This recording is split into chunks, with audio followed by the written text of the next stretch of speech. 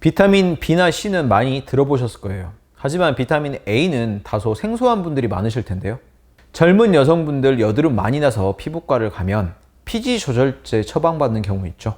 이게 고용량 합성 비타민 A예요. 이것 하나만 봐도 비타민 A가 피부에 중요하다라는 느낌이 팍 오실 텐데요. 비타민 A 결핍은 남성보다 여성에게 더 많은 문제를 유발합니다.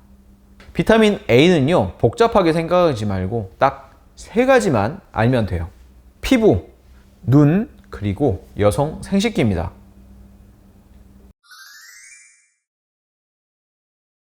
비타민 A가 피부, 눈, 여성 생식에서 하는 역할을 구체적으로 알아볼까요? 먼저 피부부터 보죠. 피부가 하는 역할 중에 제일 중요한 게 뭘까요? 바로 외부로부터 몸을 보호하는 거죠. 세균이나 물리적 손상, 추위나 더위 이런 외부 환경으로부터 몸을 보호해야죠. 전쟁으로 치면요, 피부는 제일 최전방이잖아요.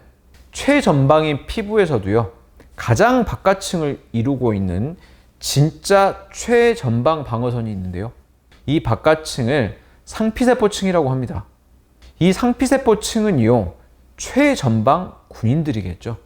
세균도 막아야 하고, 화상 입으면 죽고, 동상 입어도 죽고, 날카로운 것에 베어도 죽고, 비유하자면 얘네는 전쟁터 총알바지 같은 애들이에요.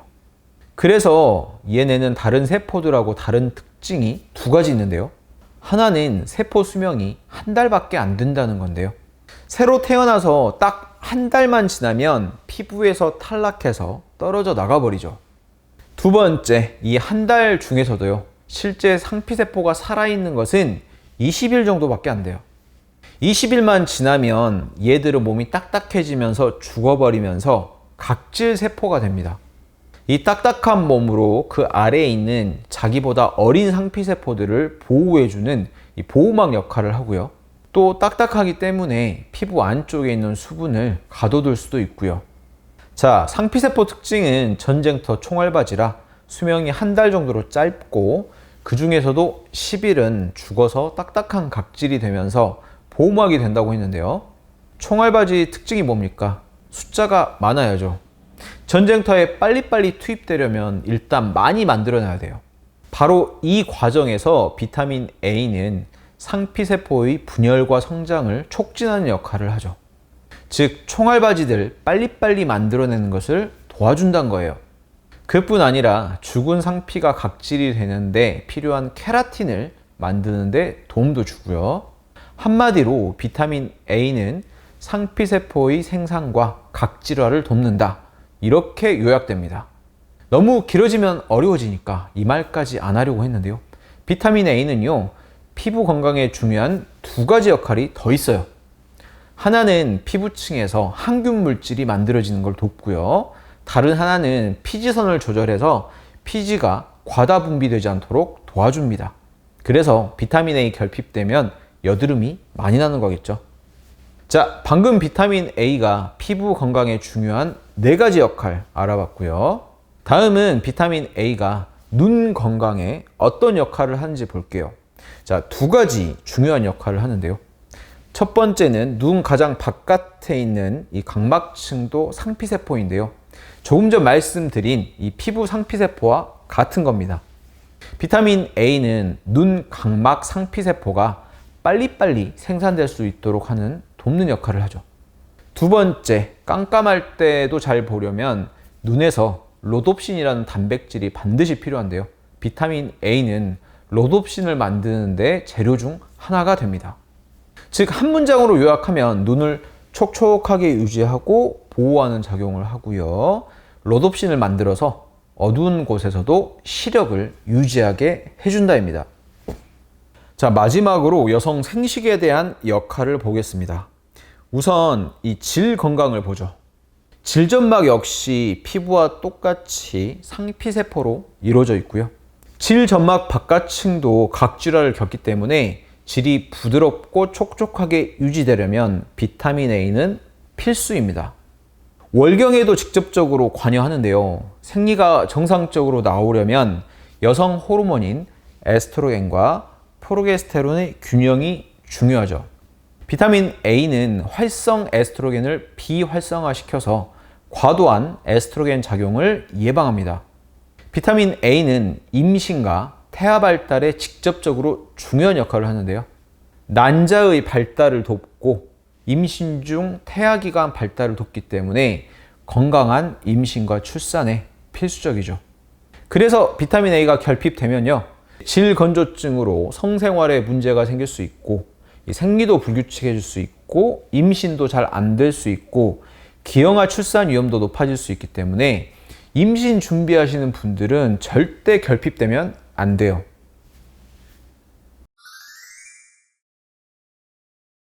비타민 A가 결핍되면 다음과 같은 증상이 나타납니다. 첫 번째, 피부가 건조해지고 피부 질환이 잘 생깁니다.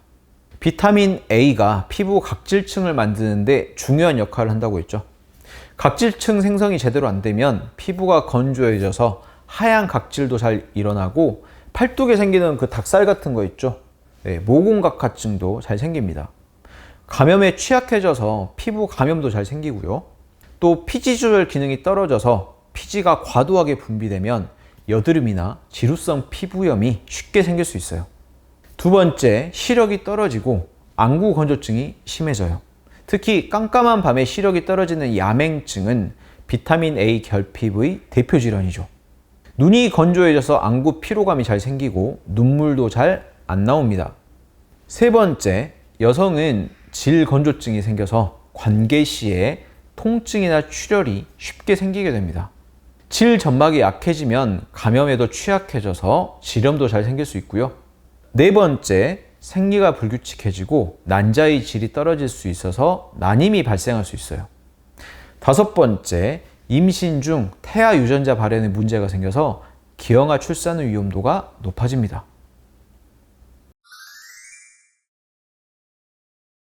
비타민 A는 식물과 동물 모두에서 얻을 수 있는데요. 비타민 A는 지용성, 즉 지방에 녹아있는 비타민입니다.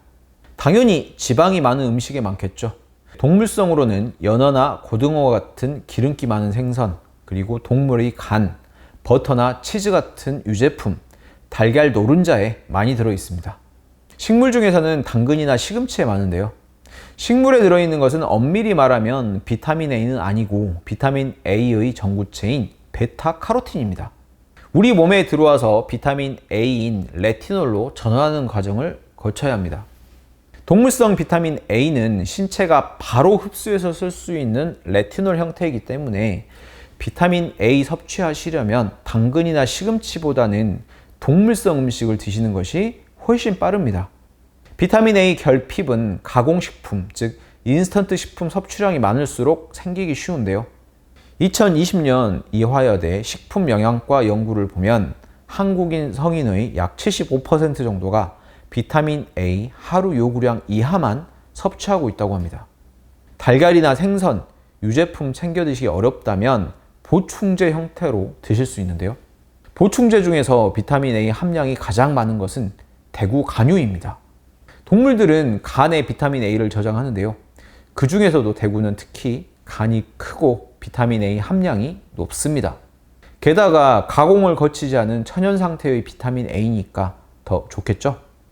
다만 비타민 A는 결핍도 안 되지만 과다 섭취도 위험하니까 매일 드실 필요는 없고요. 오늘 생선이나 달걀 충분히 드신 날은 그냥 건너뛰어도 됩니다. 오늘은 비타민 A 결핍의 위험성을 알아봤습니다. 저는 20년 넘게 지렴이나 질건조증 등 여성 질환을 진료하고 있습니다. 네, 참조해 주세요. 긴 영상 시청해 주셔서 감사합니다.